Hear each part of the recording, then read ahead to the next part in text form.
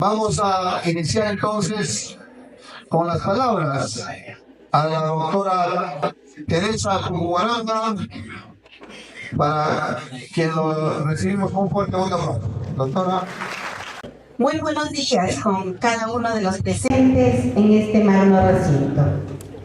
Señor decano de la Facultad de Educación, doctor Marco Brandão, quien nos honra con su presencia desde el hermano país de Brasil, distinguidos directivos de la unidad de posgrado y colegas de la Facultad de Educación, asimismo estudiantes que nos honran con su presencia en esta calurosa mañana.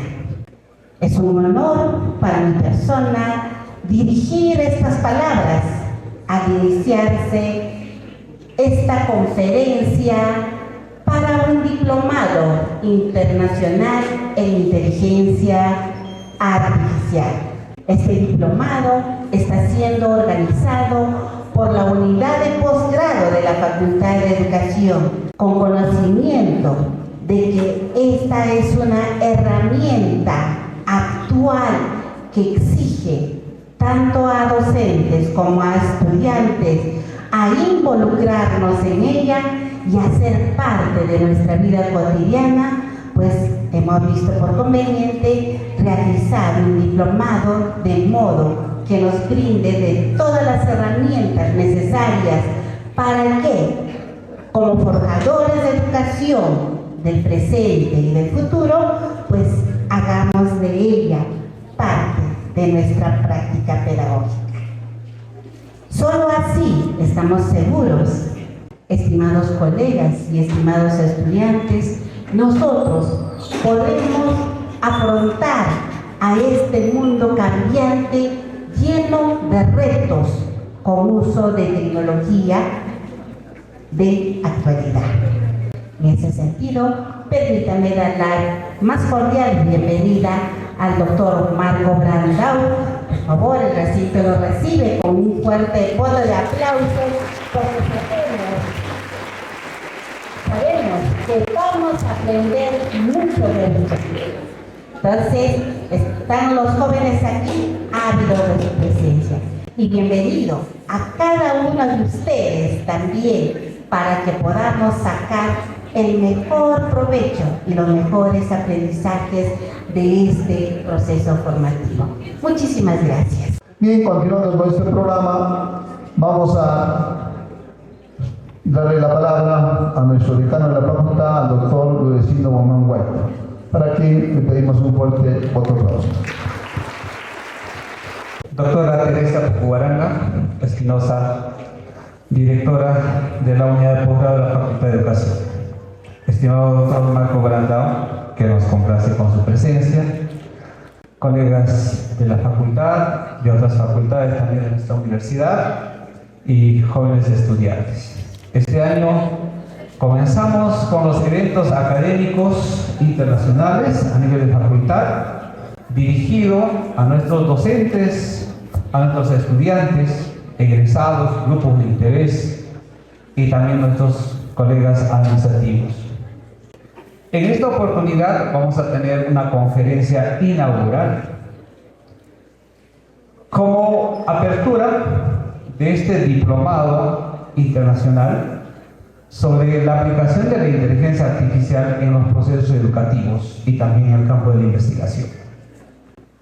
Todo maestro debe resolver por lo menos 7 preguntas principales antes de ingresar a un proceso pedagógico de enseñanza-aprendizaje.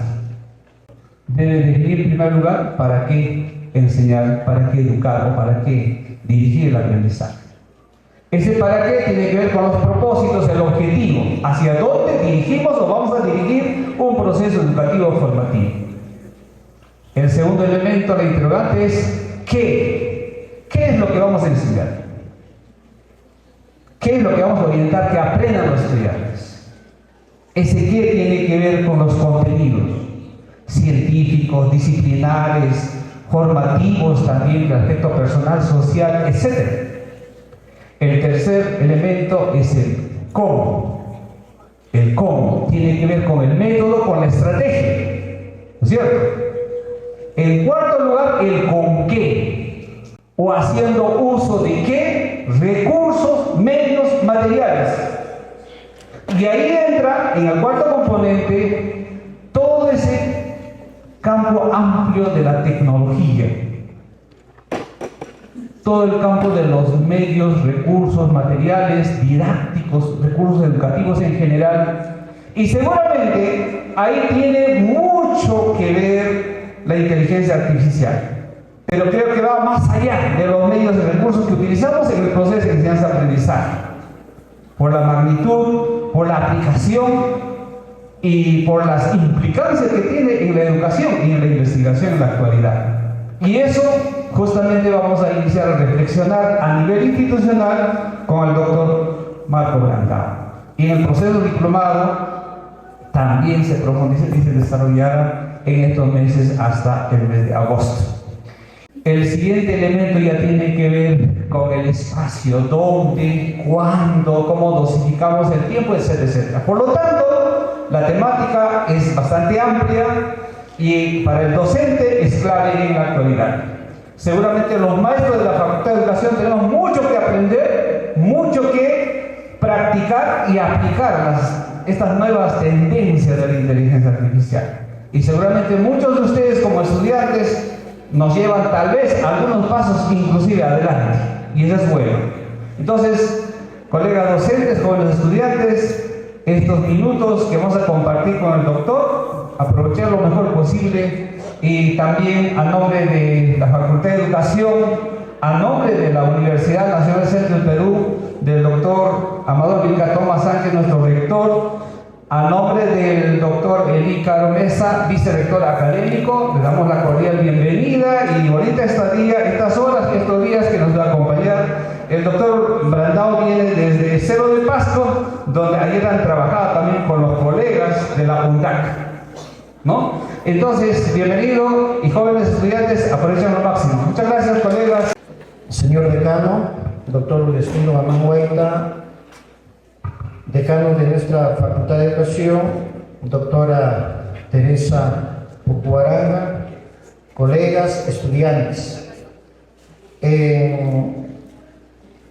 Antes de hacer una presentación quisiera mencionar, quizás a los profesores que ya llevamos cierta edad, todavía esta sociedad de conocimiento también choca con nosotros y nos toca a nosotros. ¿Por qué digo esto? Nosotros somos de otra escuela, de otro tipo de enseñanza, de otro tipo de aprendizaje. Pero a ustedes, futuros profesionales, esta sociedad conocida como la sociedad del conocimiento, la sociedad donde la tecnología está altamente desarrollada, nos plantea otras condiciones de realidad. Nosotros a esta edad tendremos que seguir aprendiendo. Pero ustedes no solamente van a aprender, sino de aquí en adelante, no sé cómo lo consideren, y seguramente eso hoy día el ponente tendrá que aclarar. ¿Tendremos a la inteligencia artificial como una herramienta? ¿Tendremos a la inteligencia artificial como un recurso? Nadie podrá escaparse de estas herramientas. Pero escuchen, futuros profesionales, ustedes tendrán como recurso, como herramienta a la IA, o tendrán como competencia o como enemigos. No se olviden que la inteligencia artificial, y en no más de 2 años, la robótica estará presente con nosotros. Y por lo tanto, seguramente dentro del campo de la educación va a jugar un papel muy importante la inteligencia artificial y la robótica. Por lo tanto, mientras yo enseñe quizás con plumón, con pizarra interactiva, ustedes tendrán que adoptar otras formas de trabajo. Por lo tanto, hoy más que nunca es de suma importancia la exposición del doctor Marco Brandao, con quien el día de ayer compartimos bastante experiencia en la ciudad de Cerro de Pasco. Voy a tener el honor de presentar al doctor Marco Brandao, profesor investigador de la Universidad Federal Fluminense de Brasil. Tiene estudios de postdoctorado en la información en la Universidad Nacional Autónoma de México, UNAM, doctor en Ingeniería de Producción por la Universidad Federal Río de Janeiro, Brasil, maestro en Ciencia de la Información por la Universidad Federal de la Bahía, Brasil. Tiene publicaciones, tiene libros, capítulos de libros y de igual manera artículos relacionados con la tecnología, la información e inteligencia artificial. Muy buen día a todos. La doctora Teresa de la unidad de posgrado, el doctor Ludecindo, el rector de la UNCP. De hecho, es para mí un gran gusto estar aquí, conocer a la universidad, los colegas maestros, docentes, investigadores. Una disculpa para ustedes, pero para mí es más estimulante hablar para la comunidad estudiantil, que está aquí muy bien representada, ¿no? Tenemos un público muy caloroso y de hecho esta receptividad también calurosa nos hace más animados para una plática. No vamos a hablar de una clase, tampoco de una conferencia, pero una plática de este tema que abre este diplomado y que, bueno, no vamos a hablar de cosas que están ahí a 20 años, a 30 años, a 40 años, pero lo que pasa en los últimos 3 años en todo el mundo y que nos ha alcanzado de una parte con cierto ánimo también, pero de otra parte con una cierta preocupación. De ahí viene el título de la ponencia, ¿no? Inteligencia artificial generativa en la educación, herramienta o desafío. De hecho, el doctor Vladimir dice exactamente de la condición de cómo será este tipo de situación en unos pocos años que va a pasar, y esa importancia de desde ya pensar, pero también conocer a este fenómeno para que no distorsionamos la situación de lo que es una herramienta. Y así que también por eso hablar para un público de jóvenes estudiantes es también un ánimo a más, exactamente porque sabemos, muchos están ahí platicando con la inteligencia artificial, bromeando con la inteligencia artificial, y la presentación que vamos a hacer es para exactamente enseñarles qué está por detrás de este tipo de herramienta, ¿no? Bueno, podemos empezar. Aquí está mi currícula, que ya ha sido muy bien presentada por el doctor Vladimir, y quería enseñarles de la Universidad Federal Fluminense, de donde vengo, ¿no?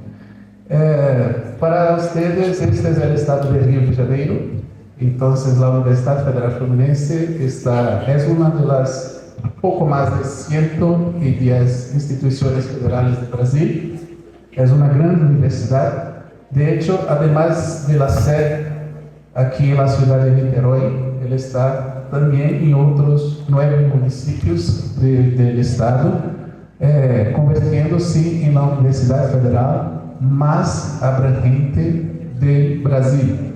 Es una universidad que tiene la presencia más grande en zonas geográficas y por así está. Ahí está el estado de Río de Janeiro con relación a Brasil, ¿no? Entonces, de ahí que venimos.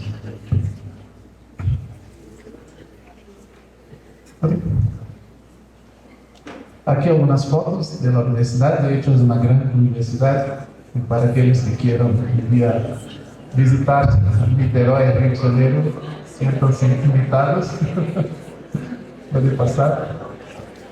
Y bueno, empezando también por una frase que fue dicha hace poco en esta presentación, ¿no? Y de ahí vamos a impartir, empezar nuestras reflexiones, De hecho, la inteligencia artificial y las tecnologías de modo general siempre vinieron acompañadas con un cierto grado de preocupación con relación no solamente a lo que significa para los humanos este impacto tecnológico en demasiados lugares relacionados a empleos, a situaciones de condiciones de trabajo y así por delante, como también a los cambios que serán provocados o que ya lo provocan en las profesiones. Y así, muchos estudios, muchos intentos de entender cómo será la sociedad del futuro, el trabajo del futuro o el futuro del trabajo, vienen por estas dimensiones, ¿no? Queremos saber qué empleos son estos, qué actividades podemos tener, cómo será mi profesión de aquí a 20, 30, 40 años, o cómo debo formar a estas personas en el día de hoy para este futuro que nos espera. Y así que muchos estudiosos hacen la mirada hacia el futuro, intentando predecir cuáles serán los empleos, cuáles serán las actividades, cómo serán las situaciones, las condiciones del futuro. Y todos los ejercicios de predicciones no han sido eficientes, no logramos saber cómo será de aquí hacia unos años más las condiciones sociales de existencia y de trabajo. Sin embargo, ya sabemos que algunas competencias o algunas condiciones serán necesarias basándose en los cambios acontecidos en las décadas recientes. Y uno de ellos, de hecho, es la inteligencia artificial. Ya sabemos que si por algún momento pensamos que las máquinas iban a reemplazar por la carga de nuestros músculos, por la carga de nuestras actividades físicas, es cierto que un robot puede cargar mucho más peso, una máquina puede jalar mucho más tierra, entonces esto no va a ser hecho por un humano, o por lo menos no de forma eficiente como una máquina. Por otro, pensábamos que en los años 90, por ejemplo, que las capacidades cognitivas humanas nunca serían reemplazadas por una máquina. Y no es lo que está sucediendo. Y así que creo que todos conocen al próximo.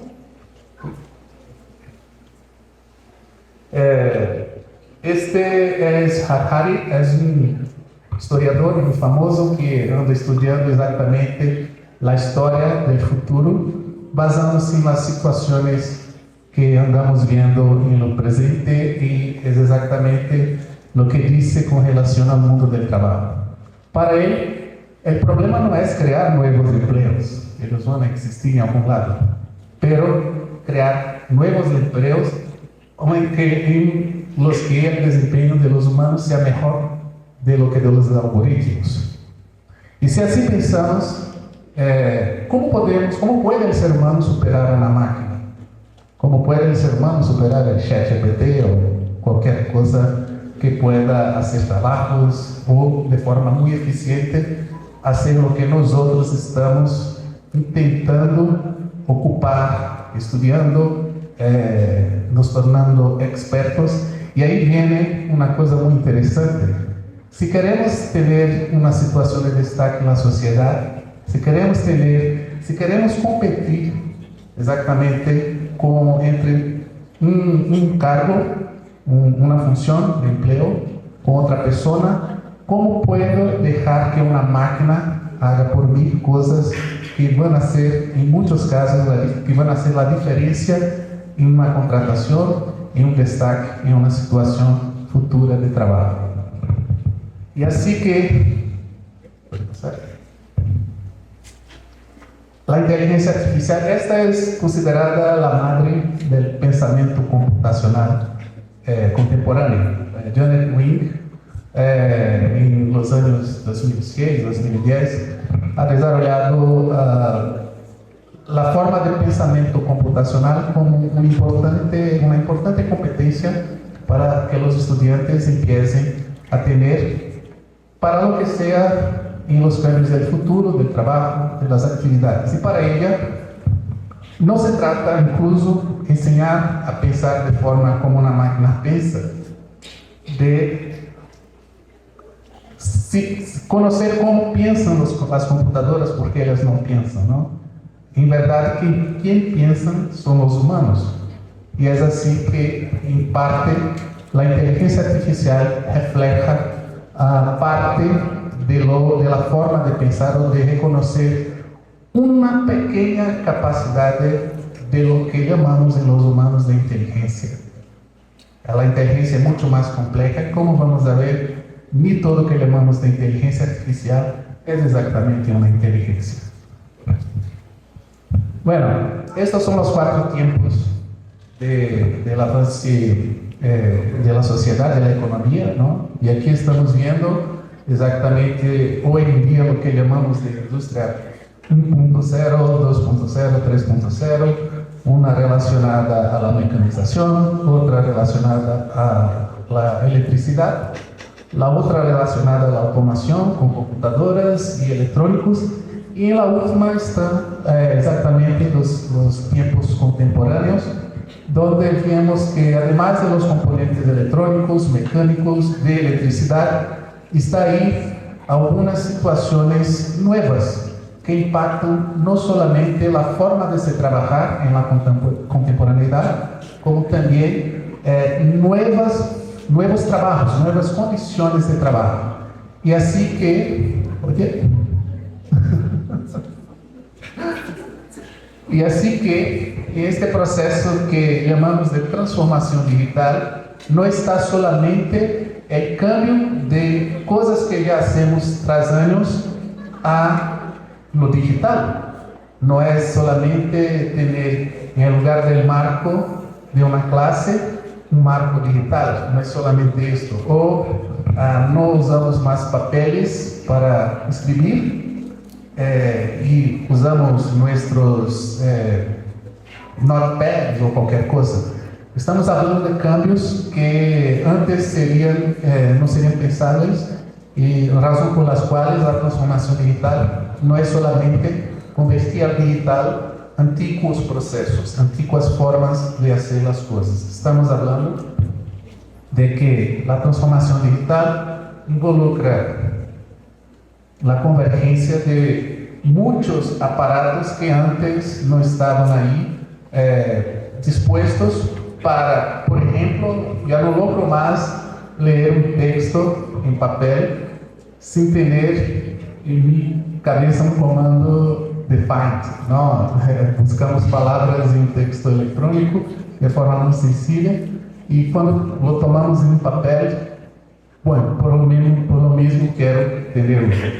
Y estas herramientas, ¿no?, están ahí alrededor de un gran entorno de niveles de capacidad. Es decir, estamos hablando no solamente de cambios con relación a lo que ya hacíamos, como también a cosas que tampoco teníamos idea de un día iba a pasar.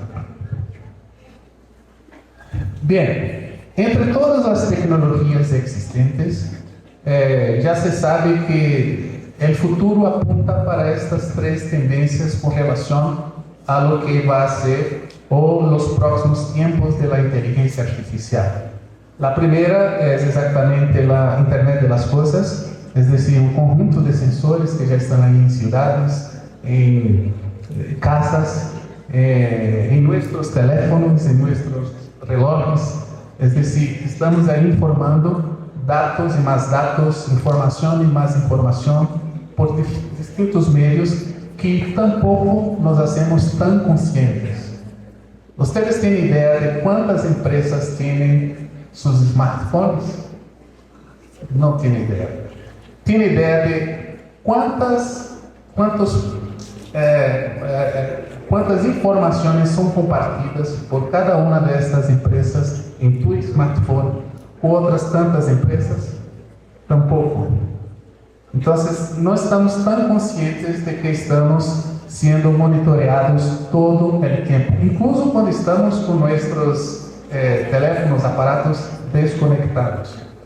Entonces, es importante que cuando pensemos en Internet de las Cosas, Pensemos no solamente con los sensores de autos o de las casas o de las puertas que se abren o de los refrigeradores, pero también como nosotros estamos informando situaciones. Toda esta información está siendo almacenada en grandes centros de datos conocidos como Big Data. Entonces, en todo el mundo tenemos muy dispersos toda la información que ha sido capturada por diferentes dispositivos, por diferentes aparatos, ya sean conscientes o inconscientes, y que vienen desde los humanos hasta los aparatos, hasta los vehículos, hasta, en fin, una infinidad de situaciones que están ahí informando a las grandes bases de datos. Y por se convertir en un volumen de informaciones tan grande, que la mente humana no tiene condiciones de gerenciar toda esta información.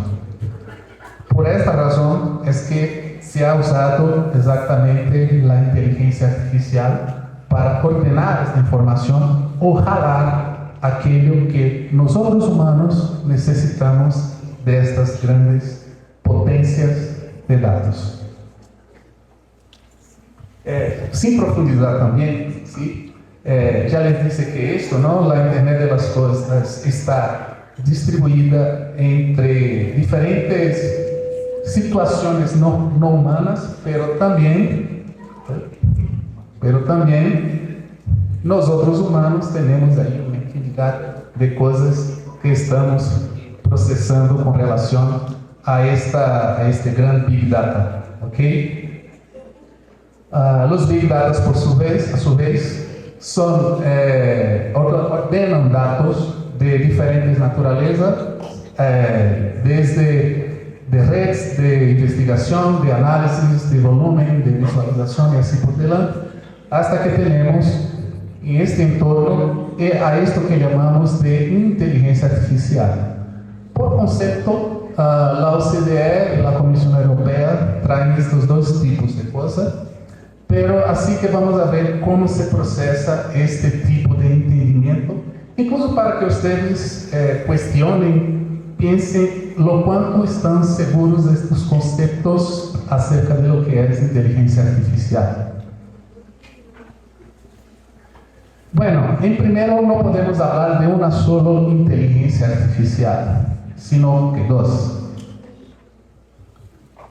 La primera, podemos clasificar la inteligencia artificial según su capacidad y la segunda según su funcionalidad. Según su capacidad, podemos clasificar en tres las inteligencias artificiales. La primera es la estrecha, que es una inteligencia limitada y fue diseñada para hacer tareas específicas, es decir, no tiene muy aprendizado, ni conciencia, ni comprensión. Es difícil usar, para mí es difícil usar esta palabra comprensión, pero se tratando de una máquina, la comprensión solamente no se da a los humanos.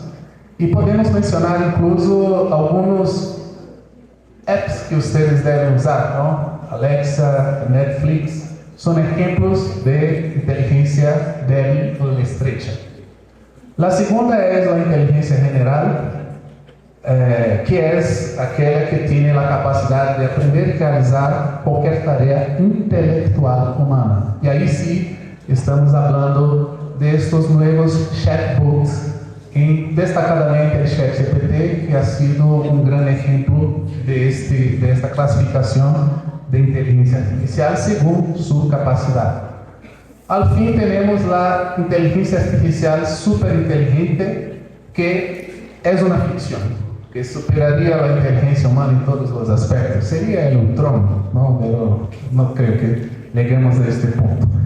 Y tiene algunos objetos que ya alcanza a la inteligencia artificial general. Pero así que no es difícil hablar también que no será posible una máquina superinteligente, pero hasta el momento es difícil creer que tenga este tipo de posibilidad debido a los conceptos que vamos a presentar más adelante. Según su funcionalidad, la inteligencia artificial tiene estas cuatro clasificaciones. La primera es la reactiva, que no tiene memoria ni aprende del pasado, Y ahí estamos usando como ejemplo la computadora que ha derrotado al Kasparov. Todos, no sé si se acuerdan, ha sido el primero gano, ¿sí? de la inteligencia artificial. Pero miren, estamos hablando de una inteligencia bien sencilla, bien básica. La segunda es según su funcionalidad, con memoria limitada, que aprende con datos pasados por un tiempo limitado, y vamos a ver qué tiempo es este. Pero también es muy usada en coches autónomos y sistemas de predicción, y ahí sí estamos hablando de estos conocidos ChatGPT, DeepSeek, Copilot, Gemini, y así se va. También tenemos la inteligencia artificial como teoría de la mente, que es capacidad de comprender emociones, creencias, pensamientos, no sé. Yo creo que sea esta condición de un algoritmo. Y por fin, la inteligencia artificial autoconsciente, esta sí, absolutamente ficcional, que solo existe en los cines. Por favor. ¿Qué es la inteligencia artificial generativa, por lo tanto, y cómo funciona? Podemos hablar que este concepto tiene algo de magia, incluso porque usamos una palabra que hasta poco tiempo solamente los humanos la cargaron, o cuando mucho los animales, porque sabemos que los animales, como seres vivos, son inteligentes. La naturaleza es inteligente. Pero, ¿cómo decir que una máquina puede superar a estas dos condiciones? Este es el considerado el padre de la inteligencia artificial. Joseph Weissenbaum es un alemán, y sus experimentos desde los años 40 dieron origen a estos conceptos o a estas condiciones que entendemos de una máquina pensar como un ser humano. Sin embargo, él estaba muy consciente de que ella jamás superaría las condiciones humanas, y por esto ha usado esta frase en una de sus conferencias. Una vez que un determinado programa es desmascarado, una vez que sus mecanismos internos son explicados en un lenguaje lo suficientemente simple para permitir la comprensión, su magia se desvanece. Entonces, creo que voy a decirles que no adelanta decir gracias a ChatGPT después que le da una respuesta buena, y tampoco a creer que va a ser su terapeuta en cuanto practica. No es esto que estamos hablando. Y así que podemos avanzar. Claro, Weissenbaum es uno entre muchos colaboradores de este fenómeno que desde los años 40 empieza y desde allá va a alcanzar nuestros tiempos recientes con estas nuevas herramientas que asombran, que preocupan, pero también que se convierten en grandes desafíos, en grandes retos para nosotros humanos y nuestras condiciones de trabajo. Hay algo curioso en Weissenbaum, porque, como dije antes, no creía que la inteligencia artificial superaría las condiciones humanas, pero sus experimentos generaron una cosa a que llamamos un fenómeno muy reciente, pero que es muy interesante y que vamos a explicar rápidamente en esta exposición. Weissenbaum desarrolló primero un chatbot en los años 40 llamado Elisa. Elisa en verdad era el nombre de su secretaria, a quien le probó por la primera vez una charla con el chatbot. Y aquí está un recorte exactamente de su experimento. Lo curioso es que llegó un momento en que, como ves, era una situación muy íntima, muy particular de Elisa. Y hubo un momento que ella pidió a su jefe, el Dr. Weissenbaum, que saliese de la sala porque estaba teniendo una plática muy íntima con el chatbot. Sí, se pasó eso. Y ahí sí, lo curioso que viene está exactamente eso. Otro fenómeno más reciente y que también tiene el mismo efecto Creo que todos deben saber este joven, ¿no? Se llama Fernand Mazurkeino. Era un ruso que teve su vida abreviada, se murió, y sus amigos convirtieron sus padrones de comportamiento en WhatsApp en un chatbot. Y así empezaron a platicar con él después de su muerte. ¿Y qué pasó? Sus familiares, su novia, se emocionó mucho porque parecía que estaba hablando con él en lo post-vida. Incluso preguntaron, ¿cómo estás ahí? ¿Dónde estoy? Es muy lejos de donde estás, y así se va. Pero era nada más una reproducción algorítmica de su comportamiento en WhatsApp. Y estas situaciones todas nos llevan a creer efectivamente que la inteligencia artificial, por la condición del lenguaje empleado en la inteligencia artificial, se hiciera viva, se hiciera como un ser humano. Pero lo que pasa con estos dos ejemplos es exactamente a esto que llamamos de efecto Elisa. Elisa de WhatsApp, ¿no? Es cuando tendemos a hacer una antropomorfización del software, con los efectos causados en los usuarios que sienten platicar la máquina y establecen vínculos afectivos. Esto ha sido más común de lo que pensamos. Ya existen películas incluso que abordan el tema de relacionamiento de humanos con máquinas. Sí. Y este efecto se refiere a otras condiciones incluso humanas, pero no tiene nada que ver con la máquina. Y ahí empezamos a destronar la magia. Ese es el modelo de lenguaje de Elisa. El modelo de lenguaje de Elisa, de modo muy sencillo, es exactamente esto. Si encuentra la palabra sueño o soñé, generar 4 preguntas que son previamente catalogadas por el programador. ¿Cuáles son las 4 preguntas en este ejemplo? Si aparece la palabra sueño o soñé, ¿qué te sugiere este sueño? ¿Suele soñar frecuentemente? Y así se va. De forma similar, es lo que pasa con nuestro teclado de smartphone, que completa las palabras por asociación. Y ahí la pregunta, ¿eso es inteligencia? Creo que todos van a estar de acuerdo que no. Si yo limito a la capacidad de creatividad o de una situación que la máquina puede simplemente no responder. Ese es un primer modelo de lenguaje, que era el lenguaje de Elisa. Y aquí existe un esquema de este modelo de lenguaje, que es lo mismo de nuestros teléfonos, que se llama representación de las lenguas.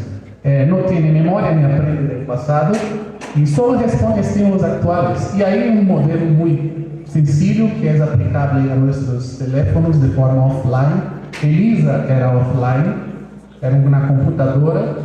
Tenemos que asociada a la letra A, por lo menos en portugués, existen algunas posibilidades de ocurrencias. Há un 0.56 que la palabra A en un dado smartphone o computadora está asociada a la palabra pared. Esta, por su vez, está asociada en un 0.65 a verde, a otro 0.3 a tiene, a un 0.05 a oi, que es hola. Es decir, esto todo de manera offline en una base de datos limitada, como nuestros smartphones o otras computadoras. Un segundo modelo, que llamamos de n-grama o 2-grama, coloca este modelo de lenguaje en la forma en línea. Es decir, al revés de observar las ocurrencias en mi teléfono, la máquina observa las ocurrencias en los sistemas. Entonces, en los sistemas, para las palabras após ser, en portugués por lo menos, nosotros tenemos la palabra uno, né, seriam 16.500. La probabilidad de ocurrencia más probable sería de esta palabra. Pero esto es un sistema que no está más dentro de nuestro aparato. Él hace comparaciones alrededor de todos los otros. Así como la palabra o es la segunda ocurrencia y así por delante. Es decir, salgo de la referencia de mi aparato para la referencia de un sistema. De otra parte, tenemos la llamada red neural artificial, y así lo llamamos porque el esquema, este es un neuronio artificial y este es un neuronio natural. Además de la similitud que se parecen los esquemas, la red neural artificial tiene la capacidad de comprensión de emociones, creencias, pensamientos y otros seres, y está en desarrollo en los campos de la robótica social. A este neuronio artificial llamamos de perceptrón. ¿Ok? ¿Y cómo funciona el perceptrón? Cada perceptrón es una camada, es un nivel de entendimiento de un dato. Y este dato ocurre de diferentes maneras. Les voy a comentar un ejemplo muy sencillo y muy factual, exactamente para que entiendan por qué una máquina no tiene sentimientos o creencias. ¿Sí? En un texto cualquiera, si ustedes tienen una situación de, oye, este texto está bueno, o este libro es bueno, o esta película es buena, en fin, un sistema como el ChatGPT va a hacer un rastreo en todas las bases, en todos los sistemas, para entender lo que comentan o las opiniones de las personas. Y si ella ubica, por ejemplo, que entre las palabras positivas y entre las palabras negativas há un significado mayor de cosas positivas, va a entender o tener sentimientos buenos con relación a aquel texto, a aquela cosa que estás aí pedindo apreciar. Y hay un cálculo, sí, ahí resulta de una formación algorítmica que no es solamente el conteo de palabras positivas, pero el contexto en el que ellas aparecen. Y así que el perceptrón hace este cálculo, que no vamos a profundizar, por supuesto. Sin embargo, lo que puedo decir es que si su referencia es de una situación mayor que 0.5, la percepción es una, si es menor, la percepción es otra. Y es esto que nos hace creer que el chatbot está reaccionando emotivamente a nuestras preguntas, a nuestras situaciones. Por eso que no adelanto agradecer, porque un agradecimiento va a entrar en esta relación y el ChatGPT va a hacer este cálculo exactamente para entender que la palabra gracias, entre todas las ocurrencias del Internet, significa algo positivo, pero no está entendiendo exactamente lo que es ser positivo desde el punto de vista humano. Esto es una camada, no un solo del perceptrón.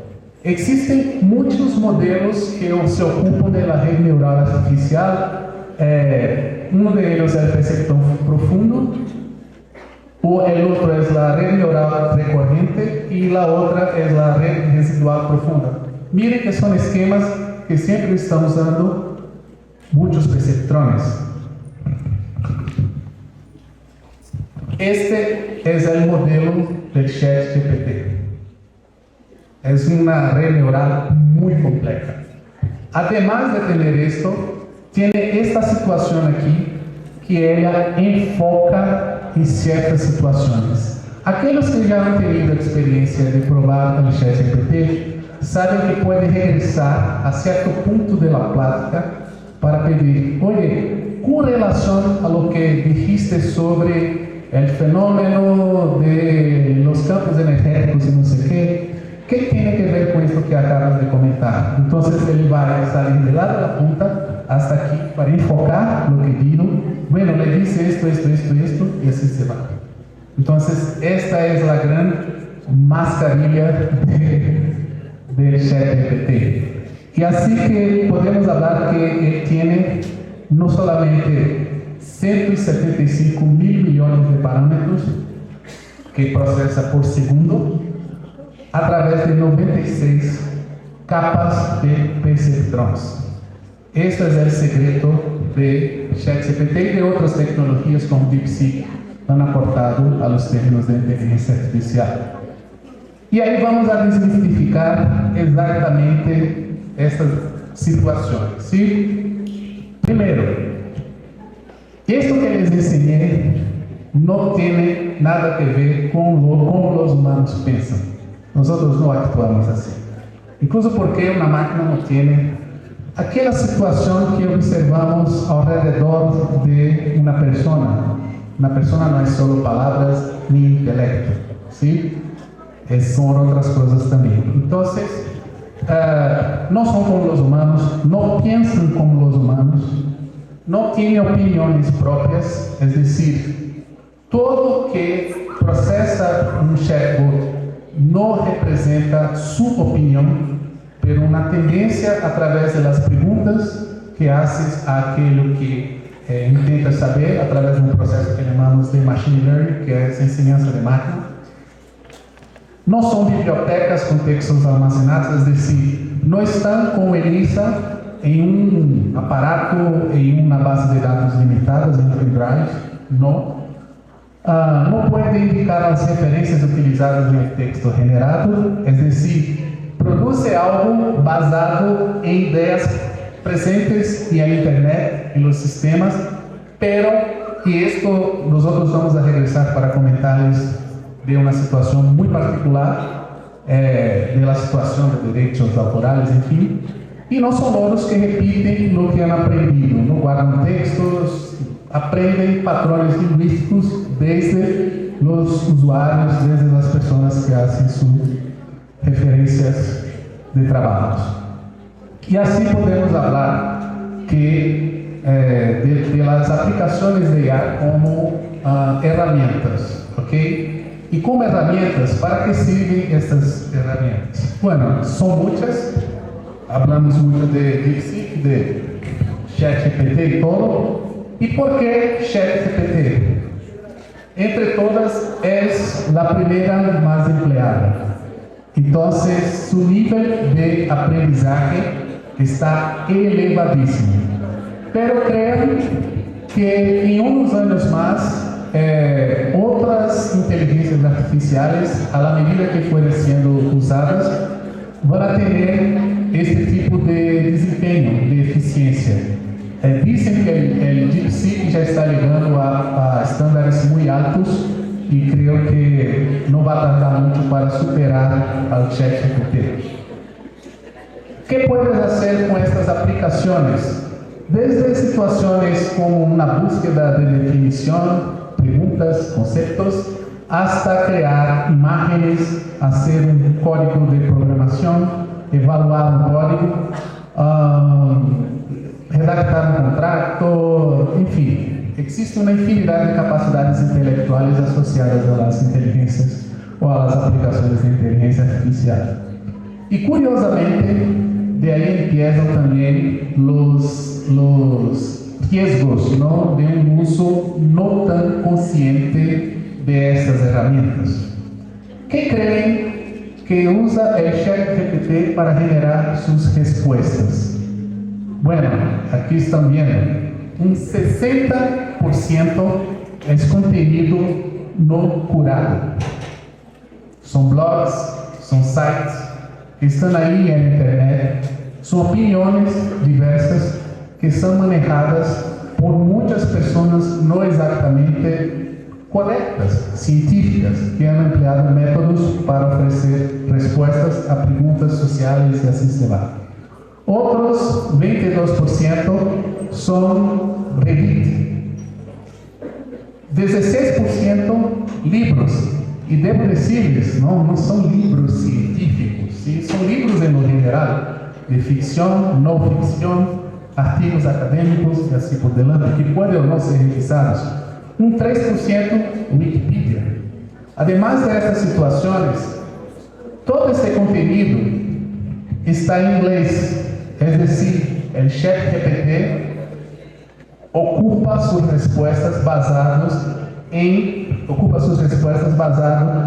más en producciones de texto o de situaciones en inglés de que de otros idiomas. El portugués, por ejemplo, es 0.5. Entonces sabe menos de la cultura de los países de lengua portuguesa. O para saber de cosas de Brasil, por ejemplo, el ChatGPT usa cosas que fueron escritas en inglés. Entonces, de ahí empiezan las situaciones. Solo para recordar que aquello que han visto allá está en estas 96 capas haciendo estas relaciones con conformidad que es lo que pasa. Y ahí como un ejemplo, les trajo una pequeña demostración de lo que pasa, que incluso sirve a docentes y a los alumnos de cómo esta herramienta de una forma muy sencilla puede ser aplicada al entendimiento, a las aplicaciones de nuestro quehacer educativo. Esto es un trabajo que lo pido a mis alumnos en una asignatura que imparto en la Universidad Federal Fluminense. Como ves, se trata de un resumen de un programa de educación, de un programa educativo que he hecho en equipos, ¿no? Los alumnos se reúnen para hacer este trabajo y yo les pido llenar este modelo como están viendo.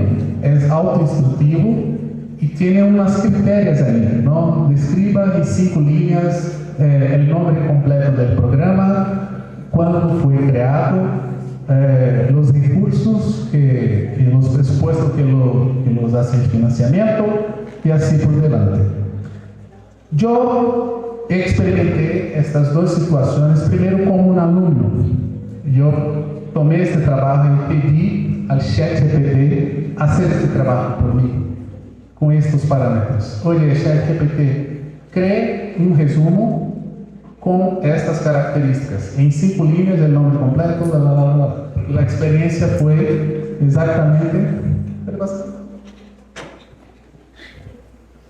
esta parte, ¿no? Que el chat hizo exactamente, está en portugués, claro, hizo exactamente lo que le pedí, sin se equivocarse. Claro, es una tarea muy sencilla. La idea era ser sencilla, era ser directa. Y salió exactamente de una forma correcta, de una forma sin esfuerzo. Es decir, yo no voy a creer que un alumno será bueno o malo por hacer una cosa que una máquina puede ser de forma muy sencilla. ¿Okay? De hecho, nuestra capacidad está más allá de esta máquina. Interpretar lo que implica las informaciones y así por delante. Por lo mismo, yo le pedí que hiciera una evaluación de un trabajo hecho en estos términos al ChatGPT y sus parámetros fueron allí informados, ¿no? Evalúe el texto con base en los siguientes criterios. Si fue descrito en até 5 líneas, en estas 5 líneas, nombre completo, etc. Hizo la evaluación y dio incluso la nota. Era un valor de 4 puntos, de hecho. En verdad eran 5. Es que no le pedí para hacer la corrección ortográfica. Pero atende y no voy a creer que un profesor sea bueno profesor por pedir esto a un ChatGPT. ¿Sí?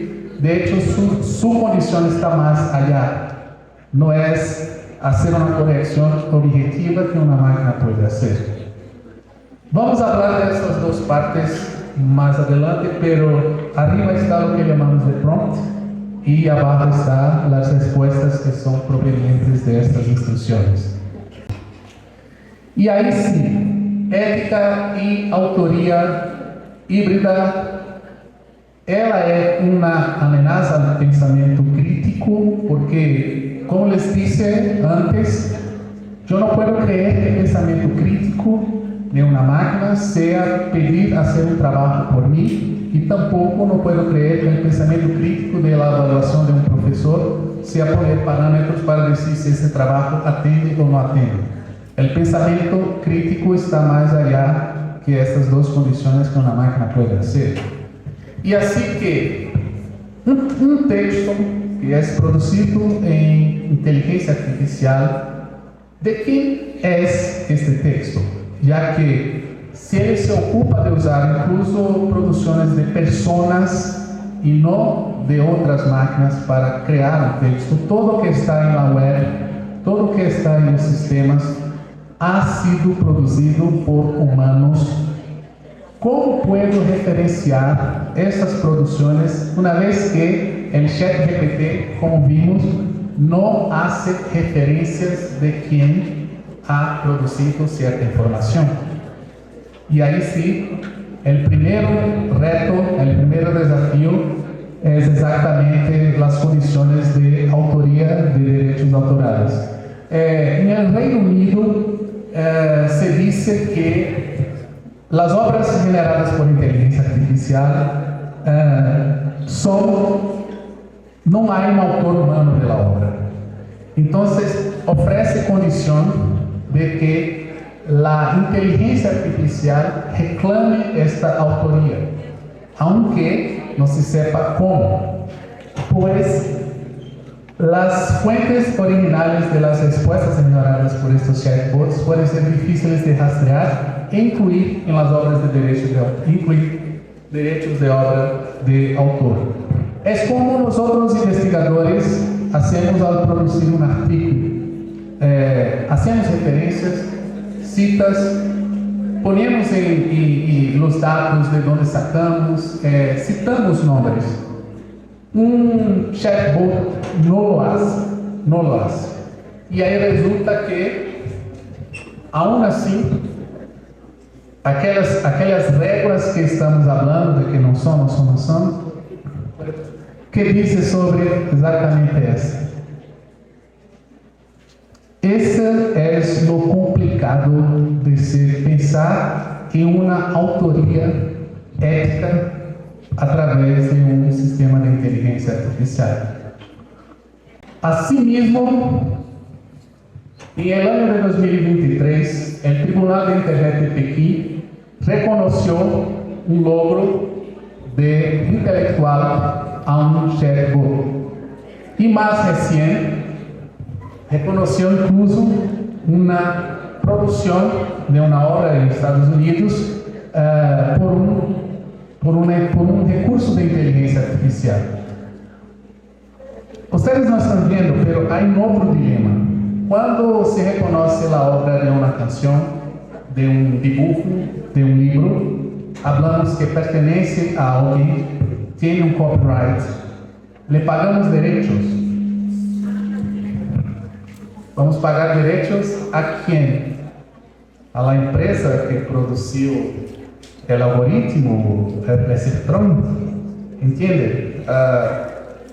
Y desde entonces, si yo pongo esta imagen, voy a pagar para alguien que no tiene familia, que no tiene generaciones, que no van a dar herencia de estos logros a sus herederos. Siguiendo, por esto que se piensa, ¿qué se puede decir entonces de estas amenazas, además del reconocimiento de que hoy en día se puede decir que algo ha sido hecho por una inteligencia artificial, la autoría ha sido reconocida, aunque utilizándose de producciones originalmente humanas? La primera, como siempre, es el plagio. Y el plagio, cuando pensamos, siempre pensamos entre los estudiantes, entre los investigadores, entre los profesores, pero el plagio existe desde siempre y ahora está en otro nivel. Porque como los textos generados por chatbots son totalmente originales y no tienen referencias, es decir, si dos estudiantes, si dos investigadores empiezan la misma investigación con el mismo tema, van a sair trabajos distintos y aún así ninguno de ellos va a ser sido producido por cualquiera. Es decir, esta situación de plagio ha llegado a un nivel que, de hecho, ahí tenemos que usar detectores de plagio y así otras herramientas, que no será el tema de esta ponencia, pero en otra oportunidad vamos a hablar de otras situaciones.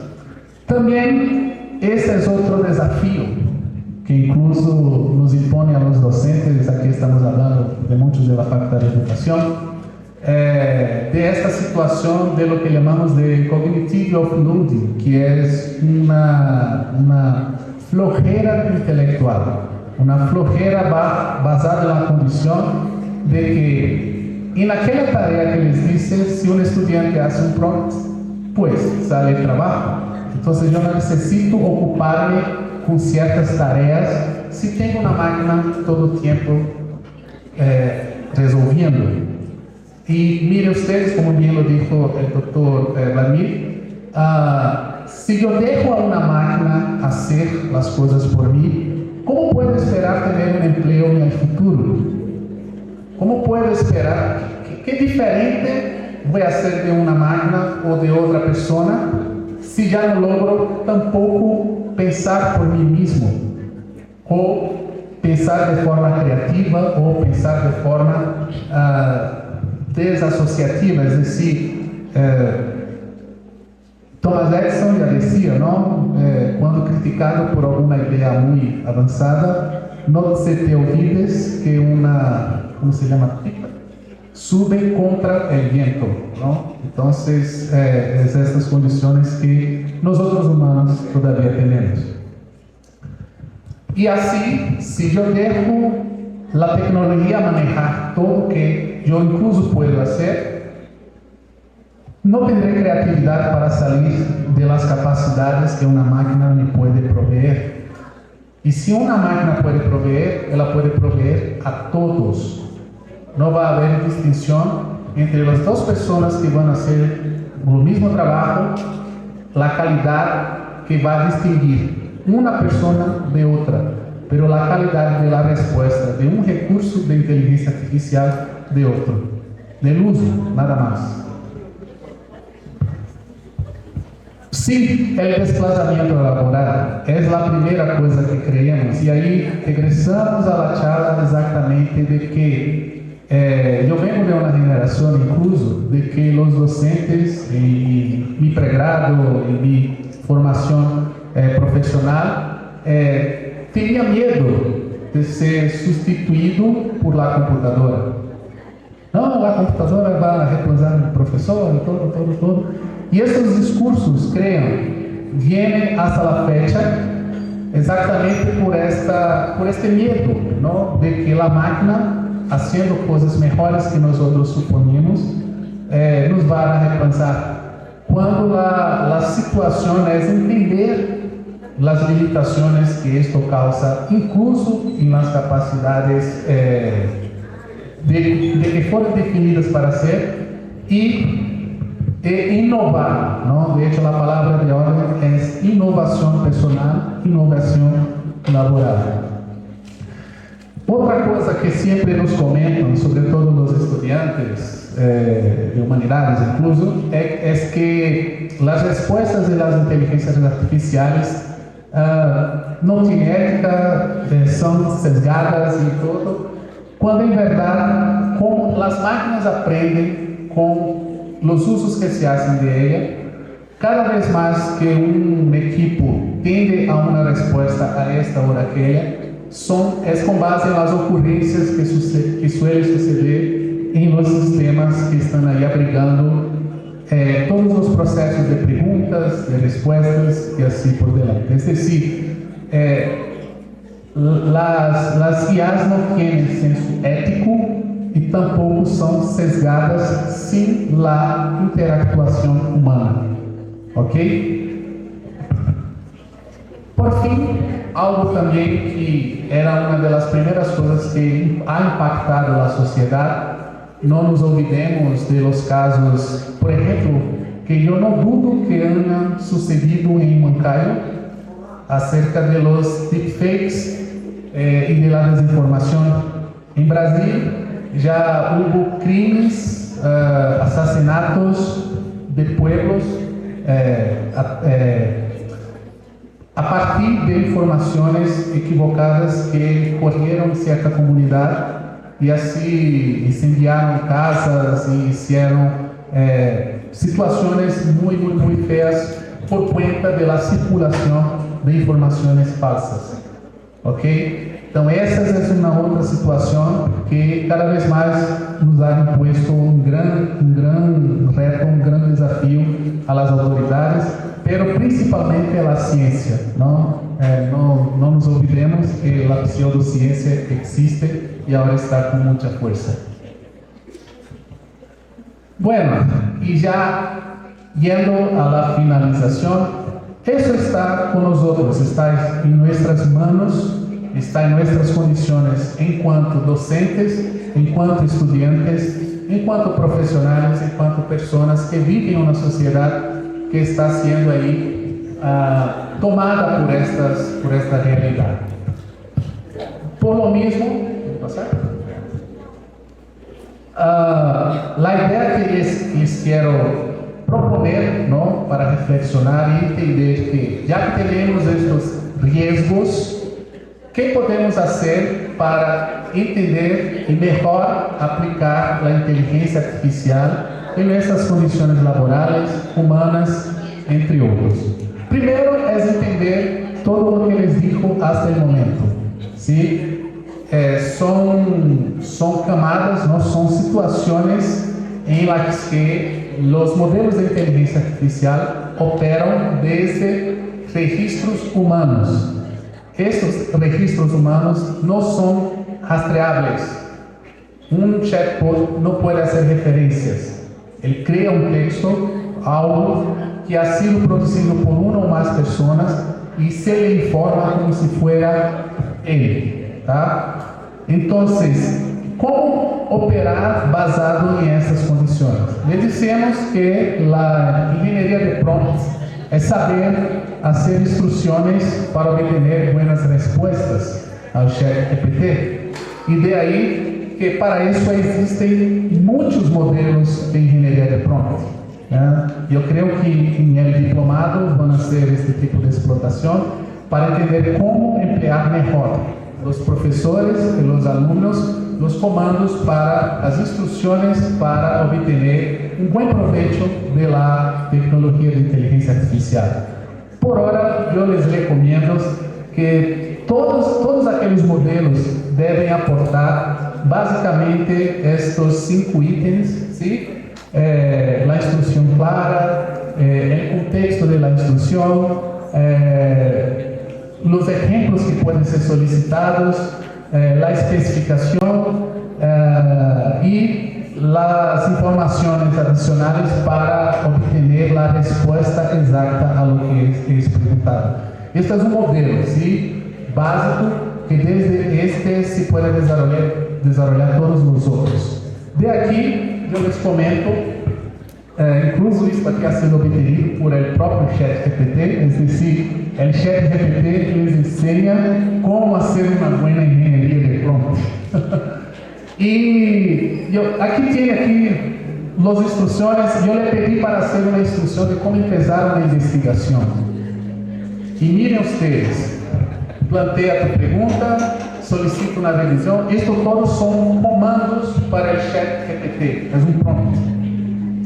Y en este prompt, que el propio ChatGPT nos enseña, tiene aquí algunas cosas que yo no recomiendo está basado en una respuesta del ChatGPT. Estas cosas son, ¿puede pasar?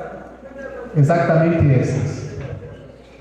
Estas son condiciones tan humanas que yo no esperaría ninguno de ustedes pedir a una máquina hacer. No voy a explicar todas, pero esta aquí me parece, me suele la más pesada, ¿sí? La última indicación de prompt del ChatGPT es que tú solicitas sugerencias para futuras investigaciones. ¿Cómo puedo pedir a una máquina me diga qué va a ser interesante a mi curiosidad? ¿Entienden? Esta es una condición humana irrevogable. Ningún investigador es investigador de un campo, de una área.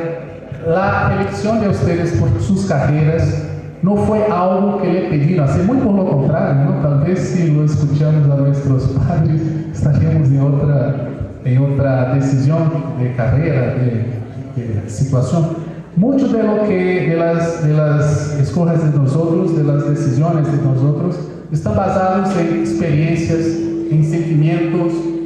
A los investigadores más maduros, ¿no? Más experientes, están basados en observaciones a lo largo de su vida, de su historial académico, para entender qué tendencias, qué curioso, qué impacto puede causar ciertas situaciones, ciertos fenómenos en la contemporaneidad. Entonces yo no voy a esperar que una máquina me diga qué debo estudiar a partir de ahora. Y así son como las otras situaciones que están ahí destacadas. Por fin, y ya cerrando, ¿qué podemos pensar del futuro de la educación ante el avance de la inteligencia artificial? En primero, ¿sí puede pasar? Como yo termino como empecé.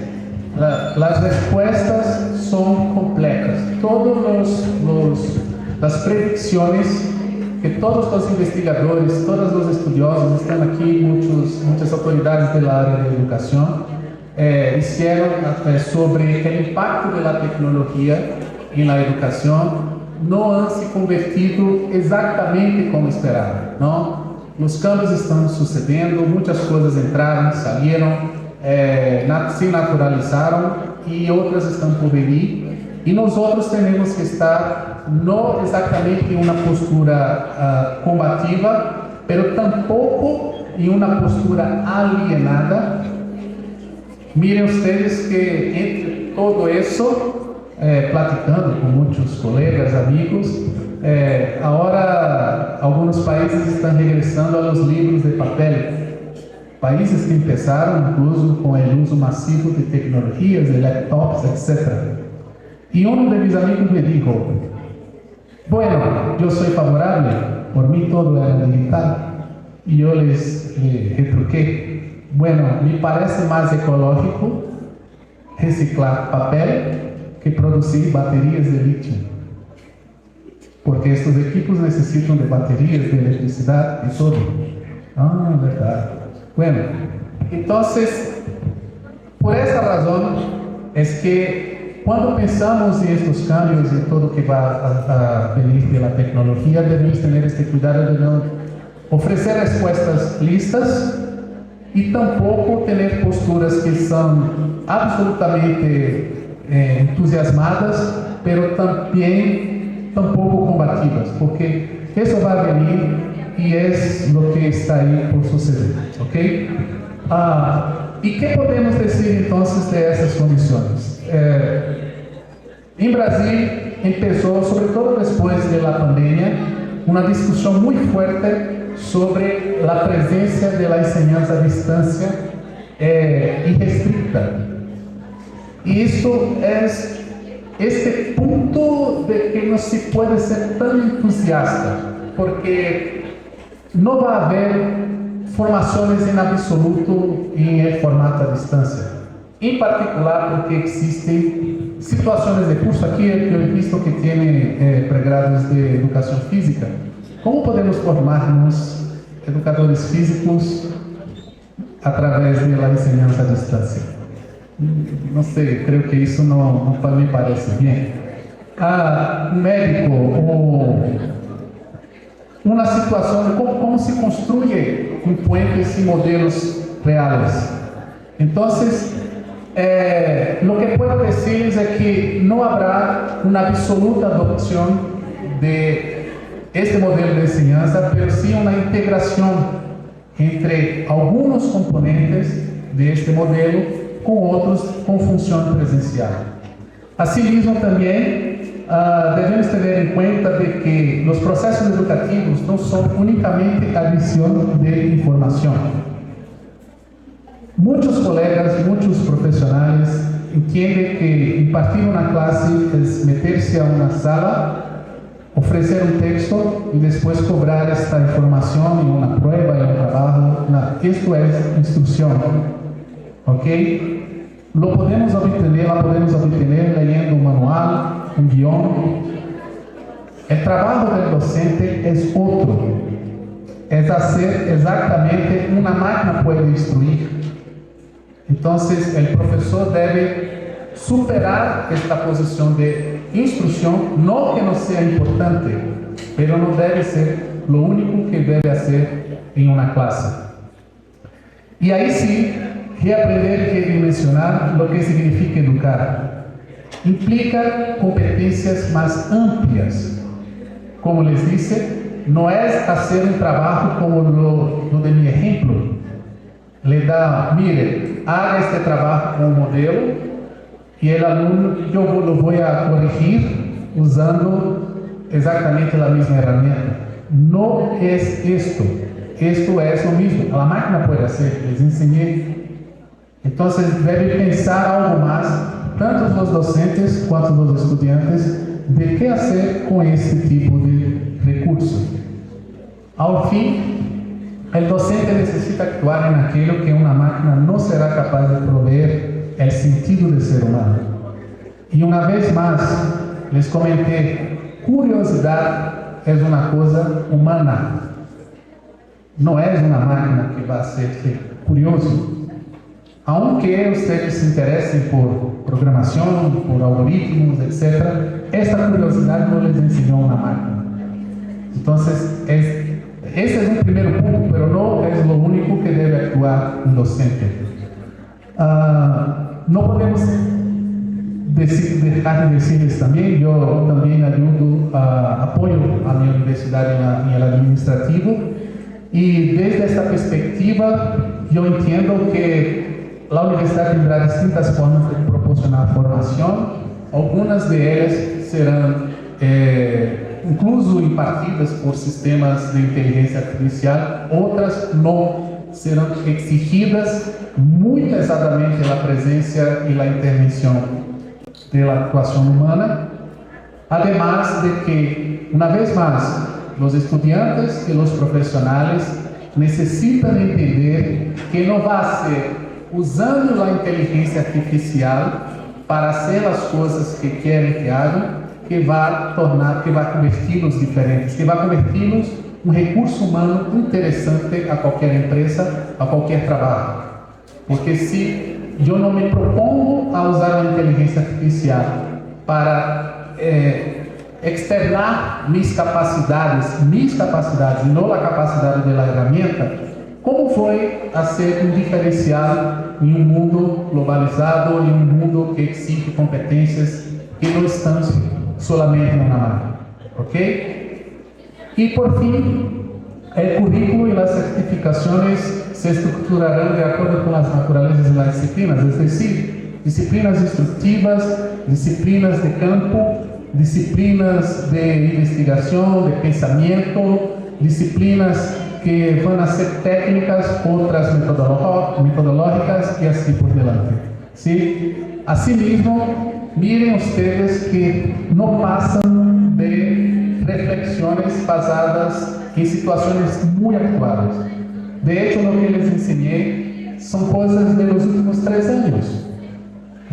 La existencia de la inteligencia artificial generativa y su utilización incluso en las escuelas, en la educación, es algo muy recién en países, no solo como Perú, pero también como el Brasil, países de América Latina y el primer mundo, y están ahí como un foco de mucha discusión que yo les pido a todos los educadores, docentes, profesores, directivos, que incorporem a ideia de explorarla e não, sem compreendê-la bem, combati-la como se fosse uma coisa mala, etc. E aos estudiantes entender que de nada va a levantar usar las herramientas para facilitar nuestra vida, porque mañana, pasado mañana, ustedes serán exigidos por cosas que deberán ser, como dice Yuval, mejores que las máquinas. Porque si lo que ustedes hacen una máquina puede hacer, ustedes no serán interesantes para ningún sistema. Esto es importante que sepan. Muchas gracias. Aquí. Buenas tardes, me pareció muy interesante, agradecida por las enseñanzas, ¿no? De acuerdo a este contexto académico que ya estamos viviendo de las inteligencias artificiales. Fue muy provechoso poder saber cómo poder utilizarlas sabiamente. Me gustaría poder preguntarle, profesor Marco, ¿cuáles serían las referencias o profesores, educadores, investigadores que podríamos nosotros investigarlos o leer sus investigaciones para aprender un poco más de cómo usarla ahí en la educación? Saber incluso que las tecnologías no fueron desarrolladas para la educación. En la ponencia de ayer, un asistente me hizo una pregunta muy interesante basada en el hecho de que las tecnologías no fueron, ninguna tecnología fue desarrollada para uso educativo, fue desarrollada para uso militar y ahora comercial. Entonces, en términos de autores, nosotros podemos hablar de los clásicos que hemos visto ahí, Weizenbaum, Papert, que es un clásico de la enseñanza del lenguaje Lego, la propia Janet Wing, que es la madre del pensamiento computacional. También hablamos de historiadores como Yuval Harari, que habla mucho de tecnología, y en ese sentido, si nos vamos a percibir, no son personas hablando de las aplicaciones tecnológicas estrictamente en el ámbito educativo, pero desarrolladores de sistemas, de técnicas, de productos, por así decirles, que están siendo empleados en actividades educativas. La OpenAI, que es la creadora de ChatGPT, no es una institución educativa, no es un autor, es una empresa que desarrolló una herramienta para uso general que tiene un impacto educativo muy fuerte. Y así que, por ejemplo, en Brasil tenemos un compañero, un colega llamado Mariano Pimentel, que se ha dedicado en los últimos 2 años, es muy poco tiempo, tampouco ha produzido su primeiro livro sobre inteligência artificial generativa, vai sair este ano, sobre estes fenômenos que apenas estamos involucrando. Pero os autores são estes, ¿no? Que hicieron avances, estudios, producciones sobre tecnologias e não sempre são da área do campo educativo. Desafortunadamente, é um campo que incluso, ou afortunadamente, é um campo aberto a estas investigações, uma vez que estamos falando de ferramentas, muitas delas comerciais, que não têm uma origem acadêmica, educativa, quando muito militar ou comercial. Que me gustaba, ¿no? Ya, y quisiera preguntar si la inteligencia artificial aquí unos años, con ayuda de la tecnología, nos podría reemplazar como maestros, o eso sería imposible. Bueno, de hecho esto ya se pasa, ¿no? Ya tenemos un modelo de EAD, ¿no? De enseñanza a distancia, que son los llamados cursos autoinstructivos, que te metes ahí y tienes un tiempo, un conteo, ¿no? Que cuenta ahí para que lea las instrucciones, proceda a las actividades. Muchas veces tienes ahí un chef que responde como si fuera un atendimiento de empresa, ¿no? Muchas empresas usan esto y ¿cuál es tu problema? Si marcas a una operadora de telefonía, se va a practicar antes de todo con una máquina. Entonces esto ya está pasando. Mi pregunta es, ¿qué precio paga el planeta por cada palabra generada por inteligencia artificial? Porque en el último mes que vimos, la tendencia sobre Ghibli ha ocasionado que muchos utilicen el ChatGPT. Entonces, ¿qué está ocasionando esto en nuestro planeta? Porque a partir de cierto momento en nuestra vida no logramos aprender un otro idioma, por ejemplo.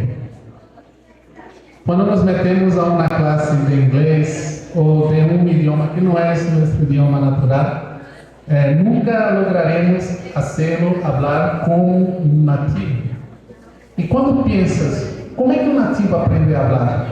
No es por reglas, no es por alguien enseñando, la palabra es esta, la palabra es esta. Aprendes por imitación, por la cantidad de cosas que están a tu alrededor